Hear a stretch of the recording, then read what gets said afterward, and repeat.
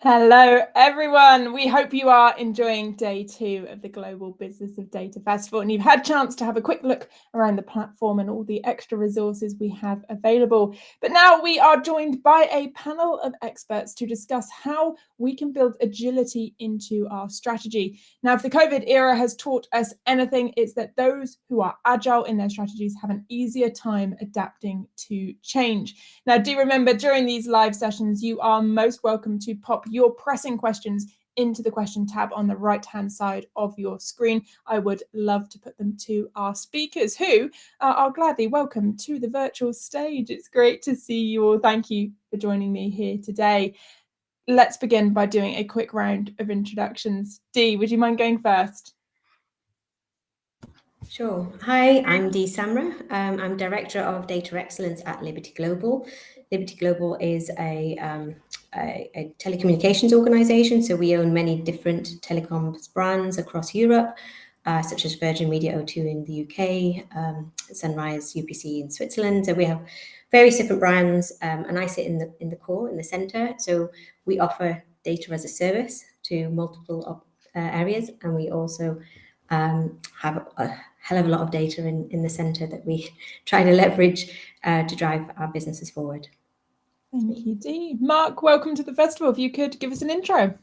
Hi, Catherine, and hi, everyone. I'm Mark Beckwith. I head up data governance and data strategy at the Financial Times. Hopefully, all aware of the pink paper, but more predominantly digital publication these days. Broadly speaking, my team's remit is to, as our CEO often describes, kind of our wider company strategy is playing offense and defense at the same time. So from a governance perspective, we have over several years developed our data capability in a fairly, how can I say, organic way. And so, we've got we're sitting on a huge amount of value from our data. Our subscription model is such that we get a huge amount of behavioral data from our readers.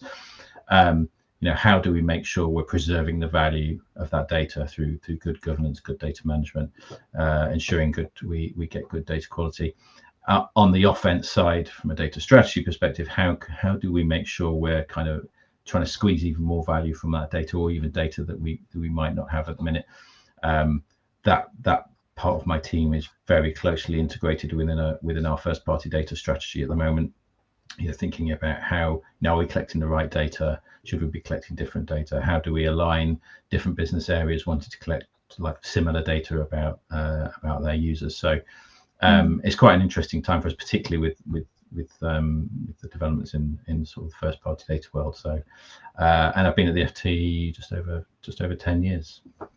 Amazing. Thank you for joining us. And then Tim, please, an intro. Sure thing. Hi, everyone. My name is Tim Lum. I'm a Chief Data Officer at WPP and VML-Y&R, which is one of the agencies within WPP that specializes more in brand experience and creative and customer experiences.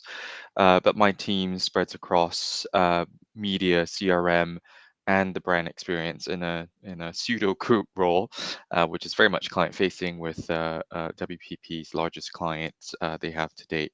So one of the things that we have to do on a regular basis is actually work in an agile fashion, and not in terms of the development, but truly agile, because sometimes the client will ask us to do things that aren't necessarily as part of the scope, and therefore we have to really kind of think through how we build proof of concepts quickly to show them what it is that they could do with the data.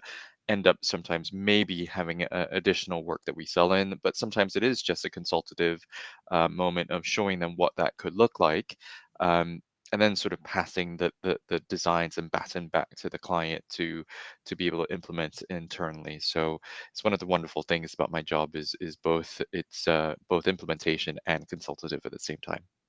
Amazing. Thanks, Tim. And you've done something really important there, actually. And I want to do another whip round really quickly before we get into kind of the meat of the discussion that I've got planned here, which is kind of defining what an agile strategy means to you, because I'm aware the word agile itself can be used in so many ways in the data analytics space. And I just want to give that clarity for our audience members from the perspective that you're speaking from. So we'll go back around. Dee, when I say agile strategy, what does that mean for you?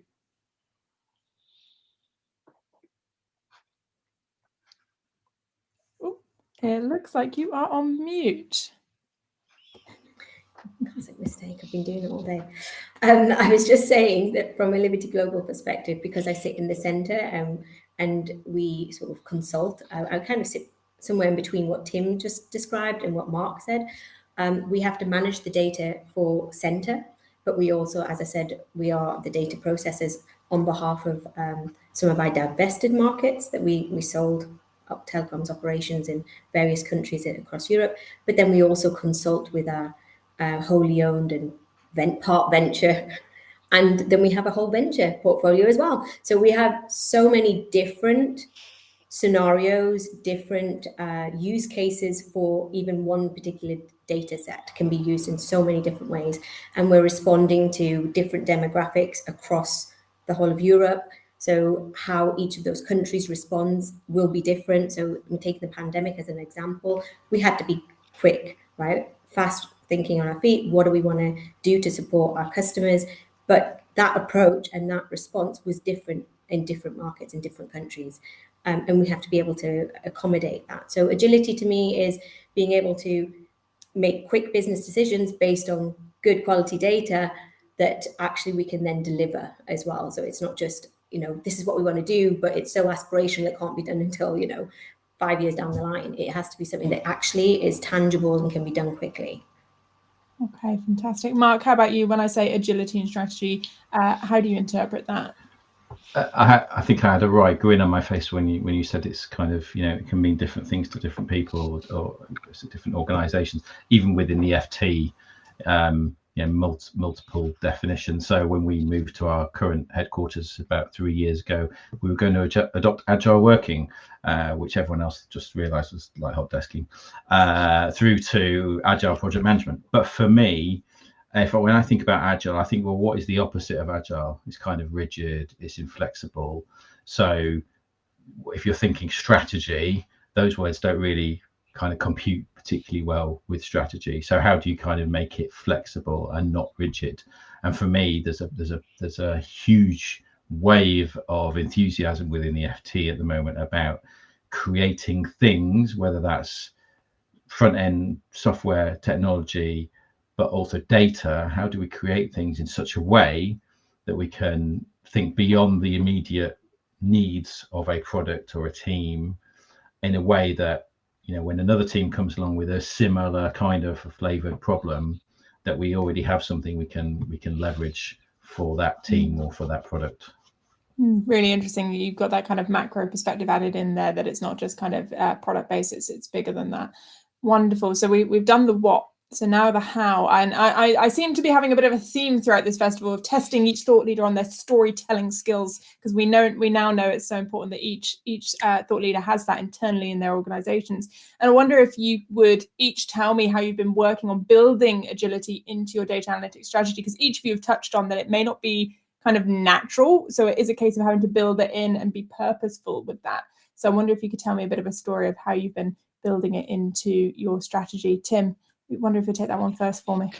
Sure thing. So for us, and I'll give you a couple examples of how we're doing this internally within sort of WPP as a group for this particular client. One is really being flexible with what you actually take outside of your usual ETL paths or the aspects of your product development lifecycle.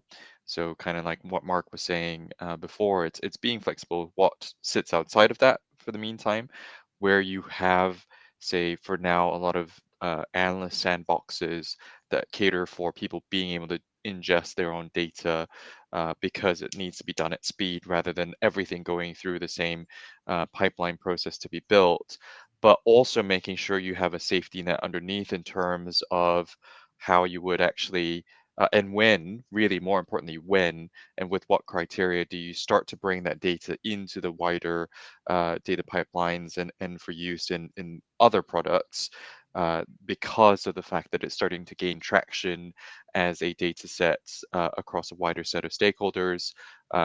And making sure that those discussions are happening on a regular basis. So one of the things that we've instituted of late is where my leads have a backlog process that goes into and it's a whole leads discussion. It's 30 minutes. It's not that long in the day. Sometimes it only takes 15, where we are actually talking about particular data sets that we're still using on a more regular basis. Are people using that? Is that important? Therefore, at some point, once it's probably more like 2 or 3 of the leads who say, yep, actually we're utilizing this type of data, then actually it goes into the backlog of the development teams to actually really kind of bring through.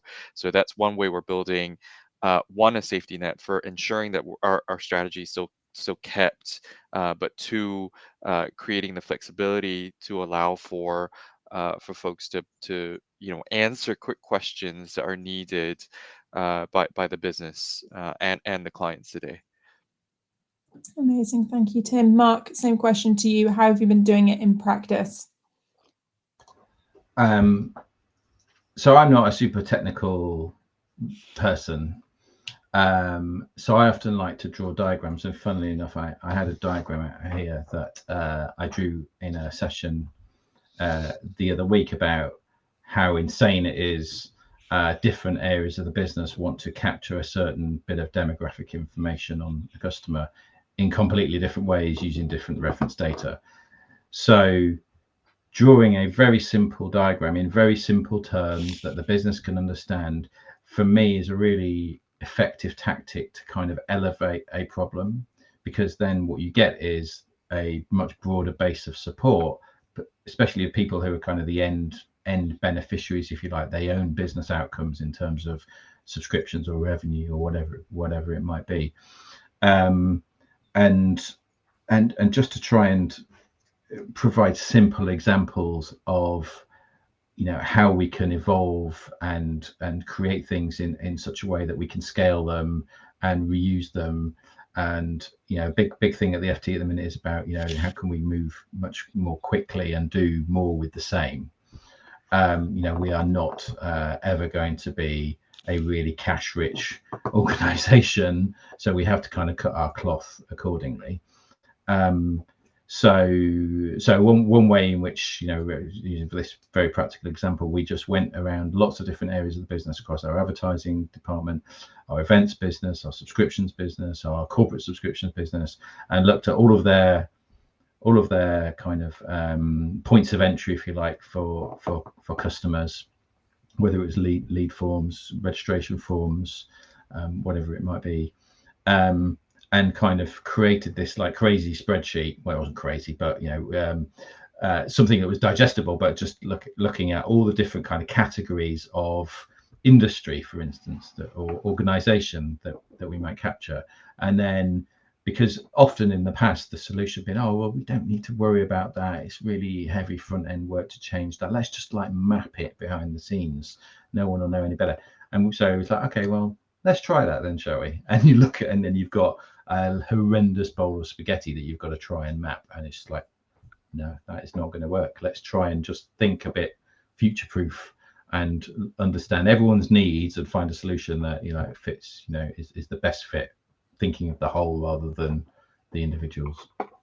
I mean, well, some fantastic sound bites in there, Mark, and I love that self-work of understanding what resource you have available, and also futuristically, I think there's often this tendency to go, well, in the future we'll be able to do this, and it's a case of knowing actually the reality and knowing historically what you've had available and being able to project the future.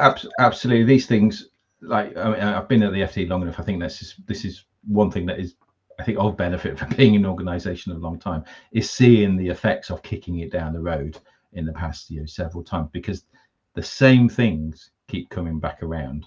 And I've started talking internally, particularly about things like a unified customer view. We have a specialist titles business, we have an events business that's getting much closer to the subscription business, given it's very heavily digital now since the pandemic.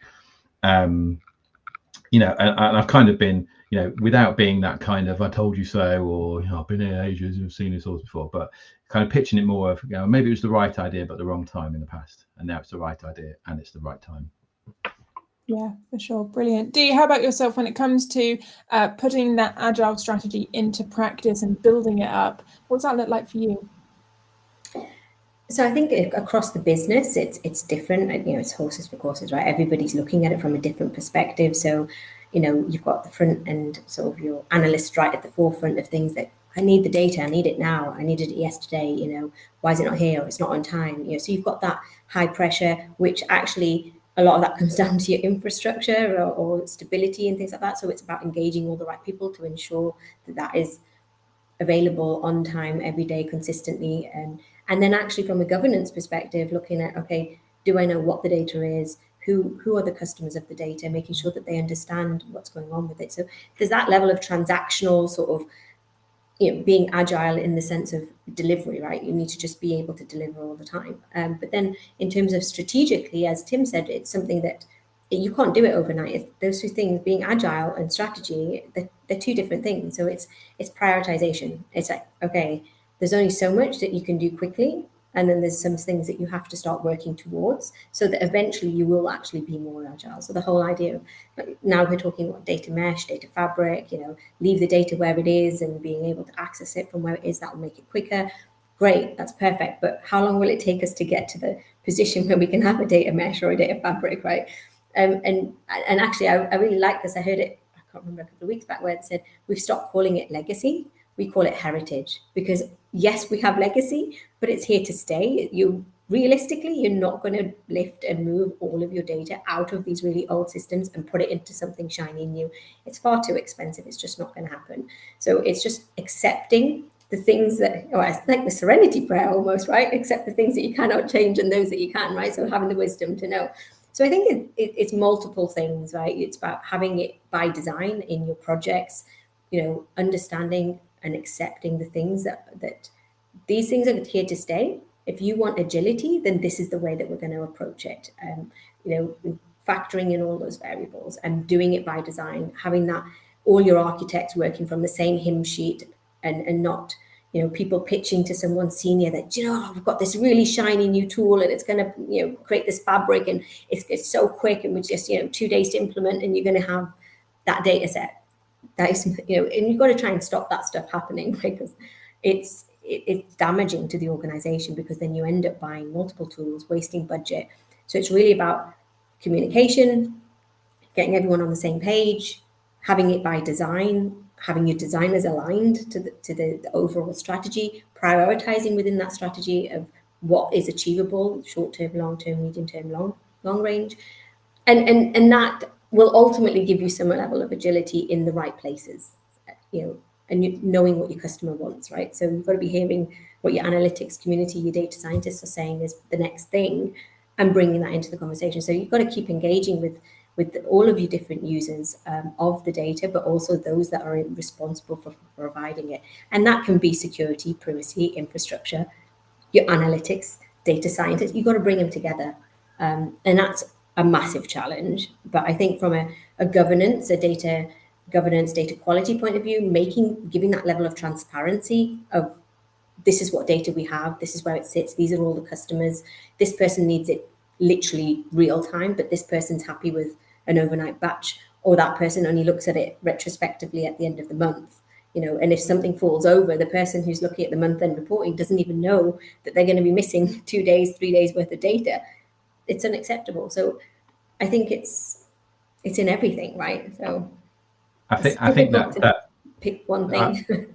I really like that by design idea, because data shouldn't be any different from any other aspect of any organization. You mentioned privacy, you mentioned security. I think I can be pretty confident in saying, at the FT we do both of those things really well, particularly security, given we're a news organization. That is a mantra and a mindset that is kind of within every engineering group. How is this? They don't want to produce a product that is going to get hacked or is going to leak data out onto the dark web or whatever. And your data shouldn't be any different. And even though we're at the FT, we're kind of quite early in that journey in terms of having this kind of aspirational data by design concept, which funnily enough, I think the last event I was at that Catherine was part of, we just started talking about data by design at the FT, and someone was on the stage from Dyson, I think, and talked to us. That was our look. We need to put our trademark on that term.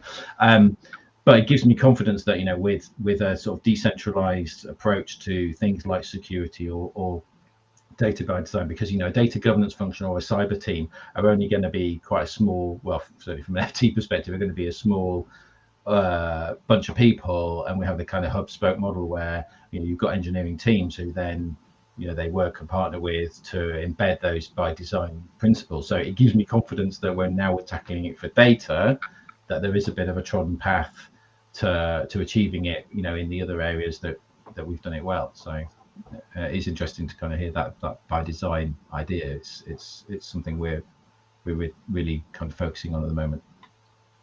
I mean, Tim, do you have any additional flavour to add to that piece as well? I think ultimately it comes down to, and I fully agree with what the other speakers have said. I think it comes down to what are the in any sort of by design or in the sense of agility, there are always going to be must-haves and nice-to-haves, right? And therefore, you know, in essence, being flexible with the nice-to-haves in order to move quickly, whilst keeping the must-haves, right, like security, and then even in the domain of security, there will be must-haves and nice-to-haves. So that then what you're not doing is blocking a project that is truly time sensitive, that still, whilst being secure, whilst being governed, those are the things that then are there to be able to move faster. It's about how and what are the flexible parts of being flexible in these different domains that allow you to really move quickly despite having a longer term strategy. For sure. I'm kicking myself. I really should have called this the data strategy truth bomb panel, because we're getting some real hard truths, I think, for the audience here today. Now, when I was researching and building out this discussion, many thought leaders were telling me that now more than ever is a time to really have that North Star focus, because as you've each mentioned here today, there's so many directions you can go down, and you just said it there, Tim, about having kind of the must-haves versus the shoulds. And each business function is going to want potentially something different, and there's always going to be lots to do. So you need to have that clear business North Star. How do you practically, as leaders in your own space, maintain that North Star and ensuring that a strategic agile strategy doesn't turn into having no direction and feeling a bit rudderless? What are you doing to maintain that North Star? Mark, I'll come to you first. Yeah, our CEO John Ridding has talked a lot about this, both at our own events and at other events. And for us as a subscription business, it's all engagement. So the interesting thing that we found with our engagement metrics, because we've kind of evolved to just a quite a crude measure of how often people come and read us, how much they read when they're there, and kind of how long is it, you know, what's the kind of the frequency, what's the time between visits, to one that includes a value dimension as well, particularly as we bring our events business much closer to our digital subscription offering. And you know, I think the key thing, which data was really heavily involved in, actually in the kind of the birth of such a metric, is it's got to be really easy to understand, and people have got to feel like they can help influence it, and if they do, you can kind of see the direct impact of having done that. So getting it really visible across the organization on screens and newsletters, calling out new initiatives and tying it all back to that metric. Yeah, what impact did it have on our engagement metric? What impact did it have on our LTV? And then possibly the greatest motivator of all is money. Well, for a lot of people maybe. And we've actually baked that into everyone across the organization's bonus targets. It's not 100% of it. It's a relatively small size, but it helps people. It helps keep it front of mind for people. Like, is this thing, because, you know, at the top, that North Star, that's driving our kind of our targets and our strategy, and it all nicely, in most cases, filters down into what teams are focused on. That in some way they have to influence and move the needle on that metric. And if it doesn't, then you ain't getting any money, or you ain't getting any investment, or you ain't getting the people. So it does make people think, okay, well, this I've got to, there's a downside to it, which, as many analysts and data folks, there's always issues around attribution, double counting. Oh, that doesn't quite tell me the right number. Let's think of another way to describe it. But in the main, it's been a really healthy thing for us to have as a kind of pan organization thing to shoot for. Yeah, for sure. And it's something I have heard increasingly, actually, is organizations quite literally putting it, as you say, into bonuses. And it's just that balance of carrot and stick, right? And it's a really interesting approach. I'm interested to follow continued journeys in that, to see the results in a few years' time as well. Dee, how about yourself when it comes to maintaining that North Star? So I think it depends on who's North Star, right? So as a director of data excellence, my North Star is about, what do I want to achieve? What is the end goal? And I think it's similar to as an organization, we have our North Stars, and it's a term that everyone seems to like to use now. Over the sort of 10 plus years in the data space, it's always something really big, right? We're going to do something really cool and fantastic with data. And I think that's a pitfall that people often fall into. It's like, okay, but to achieve what for the business? Like, I think it's really about getting into the detail of what is the outcome that we're looking for, and then work backwards from there and make it really tangible for all of those people to understand how do they contribute to that.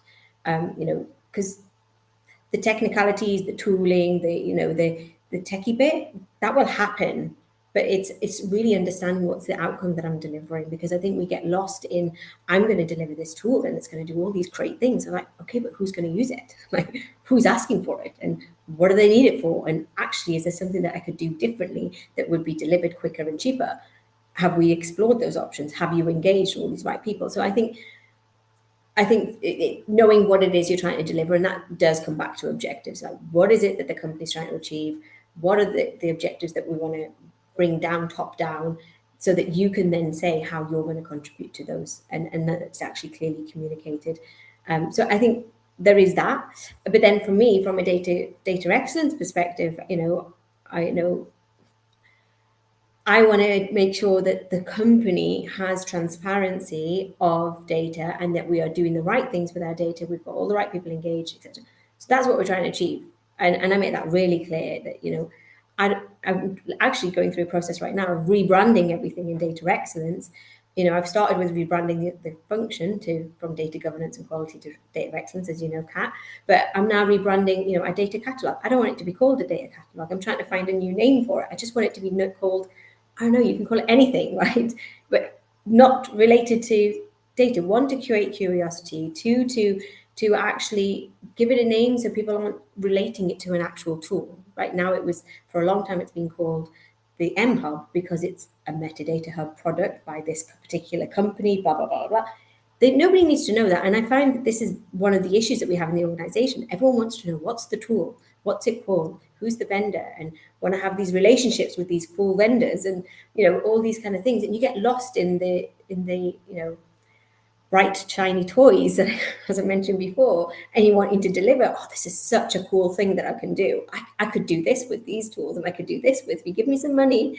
And that really, you end up not having that clarity of what am I delivering, for what purpose, and how will I actually reach my North Star. So to get away from that, we're trying to move away from actually even disclosing what tools are behind the scenes, what is actually happening. You don't need to know. You tell me what the business outcome is and what you're trying to achieve, and we make sure that gets delivered. And back to your whole by design process, in the background, having some alignment on, if this is what we're trying to achieve, these are the tool sets that we're going to use, so that you're not going out buying every new shiny toy and getting distracted. So yeah, that's what we're working on. I love that. I mean, us humans, we're fascinating creatures, right? The fact that you can change it from data governance to data excellence, and suddenly that's got such a different feel, and your engagement to it just is, as you say, it evokes curiosity. You're like, well, what's excellent about it? tell me more, Dee. And there is that relationship to it. So it's really interesting. And of course, I'm going to use the ability that we are live. If you do have any suggestions for Dee rather than data catalog, pop them in the chat. I'd love to see what others are calling them, and whether this is a case that we're all going through this kind of linguistic transformation in our organizations to make things more engaging. And just staying with you there, Dee, on your point about almost kind of removing your head from the weeds, and the fact that you're not just doing it, you're taking that moment to take up. Do you think the last few years have had a bit of an impact on this, and the fact that many of us have been in a rapid form of transformation and we've been very, very busy? I mean, the conversations around how to be data-driven is now how to control data passion because everyone's knocking at your door.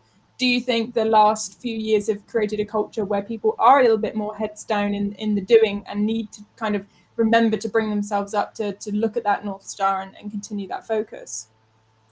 Yeah, definitely. I think everyone was, it's all hands on deck, right? So it was just doing whoever was shouting loudest, they were getting their stuff done, right? However it had to get done, it was getting done.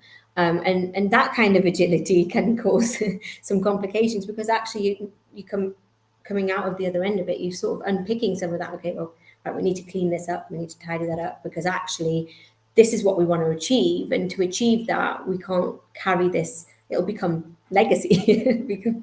It'll become some of that architectural debt that you'll carry.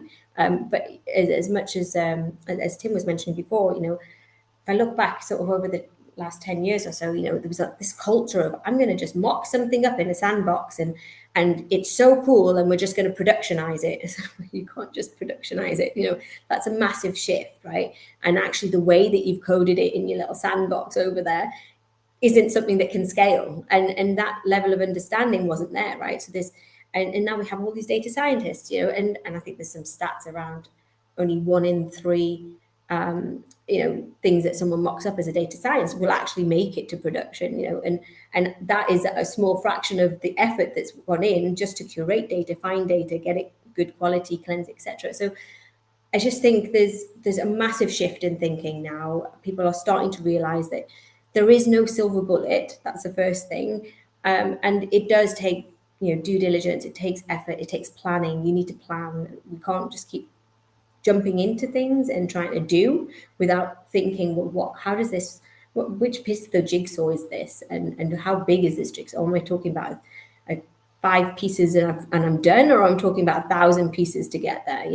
That understanding needs to be there up front. Otherwise, you are just you're running at 100 miles an hour and you're not really delivering where you need to be.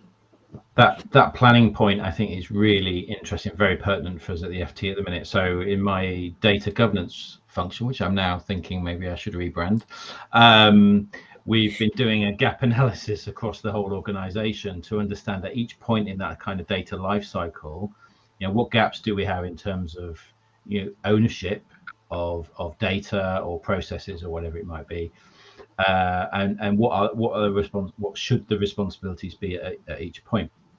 And what's coming out actually looks a little bit like a bell curve in that middle phase, which is kind of how we curate, how we surface, how we use data. We're pretty good, and at the tail ends we're not so great, in terms of how do we actually get rid and archive or destroy data that we don't really have any legitimate use for anymore.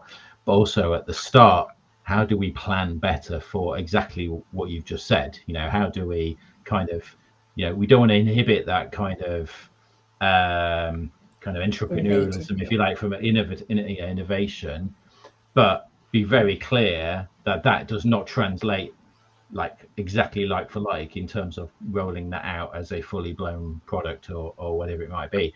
And I think the perception up until now is, if we're only doing a proof of concept, or it's only an alpha or whatever. It's like, and you want us to plan. No, it's going to slow us down.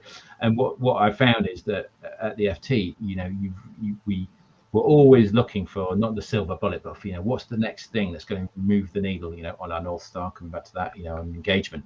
And as soon as we kind of get a whiff that there's definitely something in this, we suddenly swarm onto it and go, right, now we've got to invest, now we've got to get it out there. And there's such a tiny window between that experiment or that proof of concept and putting all our chips on black and going out and trying to develop it. And so we're trying to kind of instill the importance of having that point in time, which is, okay, right, how are we going to scale? How is it going to productionize? How might we actually benefit other areas of the business with this thing? And so this gap analysis actually is proving quite useful to show we're not great at that, and not being great at that doesn't equate to us being agile and having sustainable growth, doing more with the same, all that kind of stuff. So that's really interesting to hear that, and yeah, we're working on it. Tim, what are your thoughts? Yeah, I think ultimately, and again, with such great people on stage, I think they cover a lot of what it is that I was going to say, but ultimately, my my team's North Star, as in my collective data team's North Star, will always be about what the business impact is, for starters. That could be revenue, which is what Mark was talking about. It could be customer satisfaction, which is either or client satisfaction, or growth. Again, that comes back to revenue. But essentially, two real North Stars that my teams really have to focus on. Right. One is that does it contribute to some financial outcome? And two, does it actually make people's lives easier and better as a result? And those two things then drive everything else. And it doesn't, I almost don't care what a data North Star would be, because is all, do I have to get 80% of my data cataloged? Not really, if that's my North Star and everything else is actually fitting around that. It then goes to prove that if 60% of your data is catalog and you're still hitting the financial goals of the business and actually improving the efficiency of people's jobs, then 60, 80, does it actually really matter? Because you're always going to get more data in, and therefore you're always going to be playing catch up on some of these sort of North Stars of the data itself. Or you're saying, oh, I need to have a North Star of an AI capability that does this type of work. Again, if you're really pushing the needle and dial on, customer satisfaction, the efficiency of employees, the happiness of employees, and revenue, then actually, again, it doesn't really matter whether you have some amazing GPT-3 algorithm that's running to understand sentiment analysis.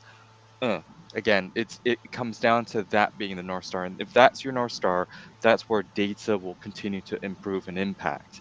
And so that is my whole take on sort of data North Stars, data strategy.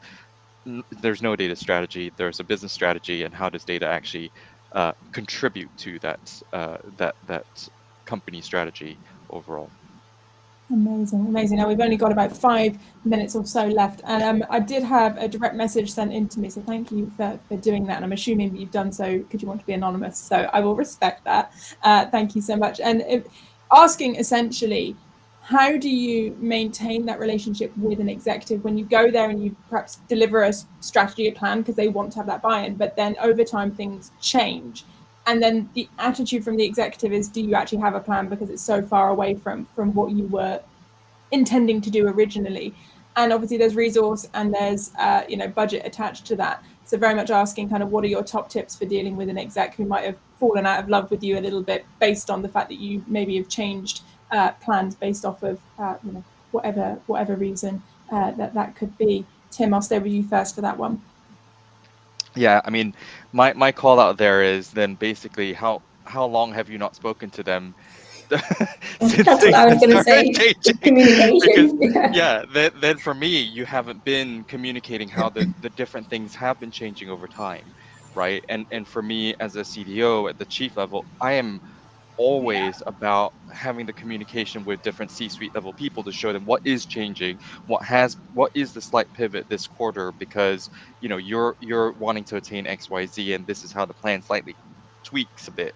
So that for me is one of the key ways and top tips to actually not be in that situation, is to be continually having the one-to-ones with those C-suite execs or any exec that you have as a stakeholder, to make sure you're keeping them abreast of what changes are. And again, it comes back to then how does it impact them?